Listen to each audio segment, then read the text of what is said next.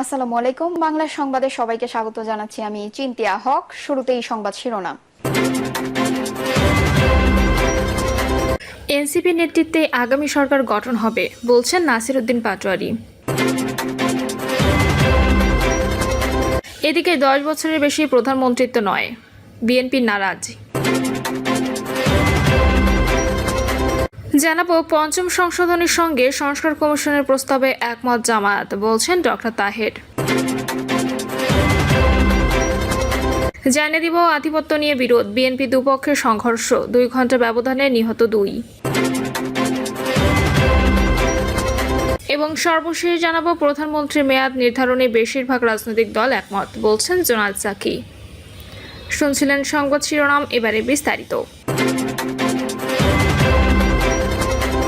NCP নেতৃত্বেই আগামী সরকার গঠন হবে বলছেন নাসির উদ্দিন পাটোয়ারি।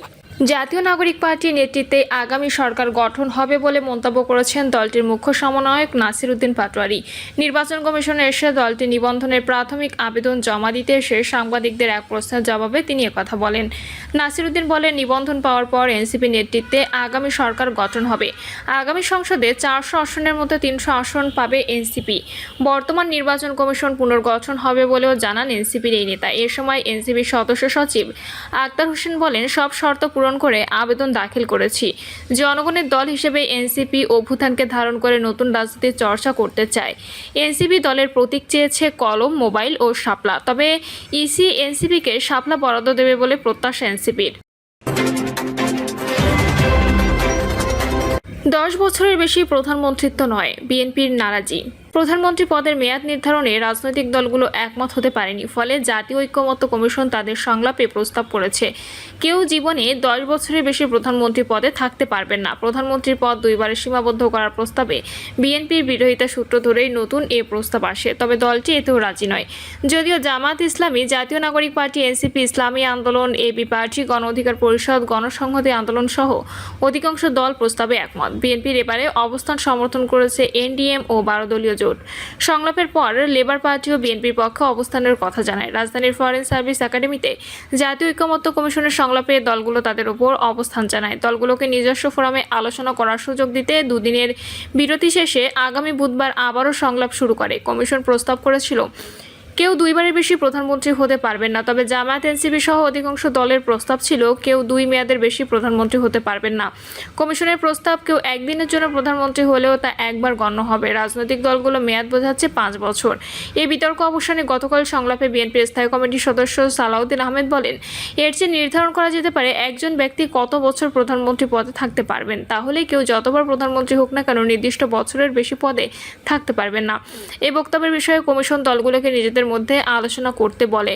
এরপর জামায়াত, এনসিপি, ইসলামী আন্দোলন, এবি পার্টি, গণ অধিকার পরিষদ, গণসংহতি, বিপ্লবী ওয়ার্কার্স পার্টি, সিপিবি, বাসদ সহ অধিকাংশ দল প্রধানমন্ত্রীর পদ 10 বছরের সীমাবদ্ধ করার প্রস্তাব দেয়।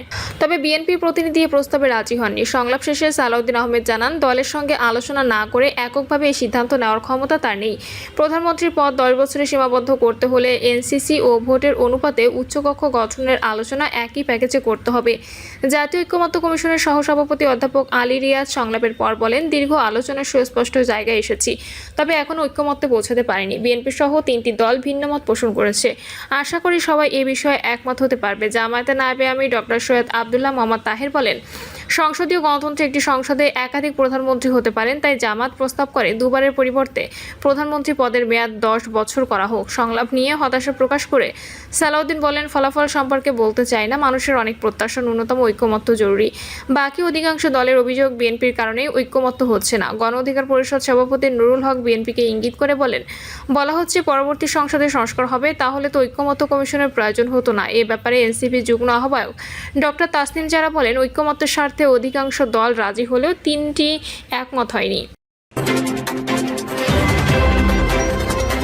পঞ্চম সংশোধনীর সঙ্গে সংস্কার কমিশনের প্রস্তাবে একমত জামায়াত, বলছেন ডক্টর তাহের। বিএনপির প্রতিষ্ঠাতা শহীদ প্রেসিডেন্ট জিয়াউর রহমানের সময়ে করা পঞ্চম সংশোধনী অনুযায়ী বিসমিল্লাহির রহমানির রাহিম ও আল্লাহর উপর পূর্ণ আস্থা ও বিশ্বাসের সঙ্গে সংস্কার কমিশনের প্রস্তাবে একমত পোষণ করেছেন জামায়াত ইসলামী। তিনি বলেন, প্রথমাংশে প্রধানমন্ত্রীর ক্ষমতার মেয়াদ নিয়ে আলোচনা হয়েছিল। সেখানে জীবদ্দশায় 10 বছর প্রধানমন্ত্রী থাকতে পারবে এমন সিদ্ধান্ত বেশিরভাগ দল একমত হয়েছে। এর মধ্যে বিএনপি ও দুটি ছোট রাজনৈতিক দল একত্রে পরে জানাবে বলেছে। তাহের বলেন, পরের অংশে সংবিধানের মূলনীতি নিয়ে আলোচনা হয়েছে। এতে সংস্কার কমিশন সাম্য, ন্যায় বিচার, গণতন্ত্র, মানবিক মর্যাদা এই বিষয়গুলোকে সংবিধানের মূলনীতি আনতে চায়।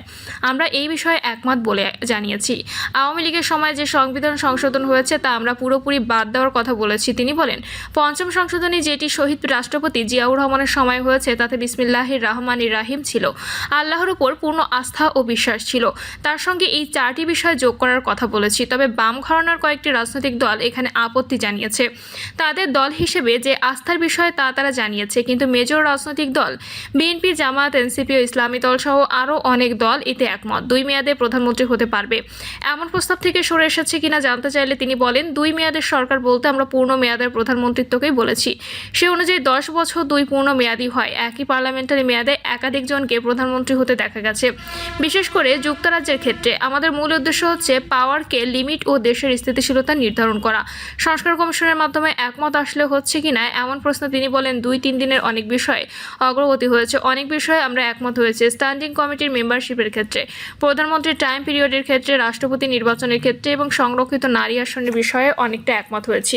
আশা করি ভবিষ্যতে আমরা আরও আগাতে পারব। আধিপত্য নিয়ে বিরোধ, বিএনপি দুপক্ষের সংঘর্ষ, 2 ঘন্টা ব্যবধানে নিহত 2। নারায়ণগঞ্জের বন্দর উপজেলায় আধিপত্য নিয়ে বিরোধের জেরে সংঘর্ষে 2 জন নিহত হয়েছেন। নিহতরা হলেন আব্দুল কুদ্দুস ও মোহাম্মদ মেহেদি।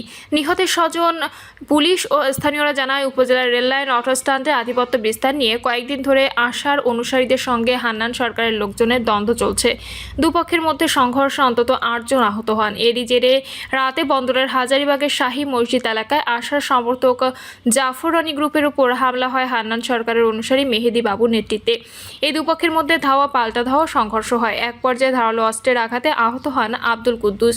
তাকে থানা স্বাস্থ্য কমপ্লেক্সে নিলে কর্তব্যরত চিকিৎসক মৃত ঘোষণা করেন। আব্দুল কুদ্দুসের বাড়ি বন্দরের হাফেজিবাগ এলাকায়। এই ঘটনার জেরে আশার লোকজন হান্নান সরকারের বাড়িতে হামলা ও ভাঙচুর করে। পুলিশ পরিস্থিতি নিয়ন্ত্রণে গেলে তাদেরও মারধর করা হয়। পরে সেনা সদস্যরা এসে পরিস্থিতি নিয়ন্ত্রণ নেন। এদিকে রাত 11:30টার দিকে বন্দরের সিরাজউদ্দৌলা ক্লাব মাঠে আব্দুল কুদ্দুস হত্যায় অভিযুক্ত মেহেদি ও তার লোকজনকে পেয়ে ধাওয়া দেয় রানী জাফর গ্রুপের লোকজন। এ সময় দুপক্ষের মধ্যে আবারও সংঘর্ষ হয়। এ সময় ছুরিকাঘাতে আহত হন মেহেদি। স্থানীয়রা তাকে শহরের খানপুর 300 শয্যা হাসপাতালে নিয়ে চিকিৎসক মৃত ঘোষণা করেন। আব্দুল কুদ্দুস নিহতের পর হান্নান সরকার বলেন, ঘটনার সঙ্গে আমার কোনো সম্পৃক্ততা নেই। একটি পক্ষ ষড়যন্ত্রমূলকভাবে আমাকে জড়িয়ে বদনাম করার চেষ্টা করেছে। তারা আমার বাড়িতে হামলা চালিয়ে ভাঙচুর করেছে।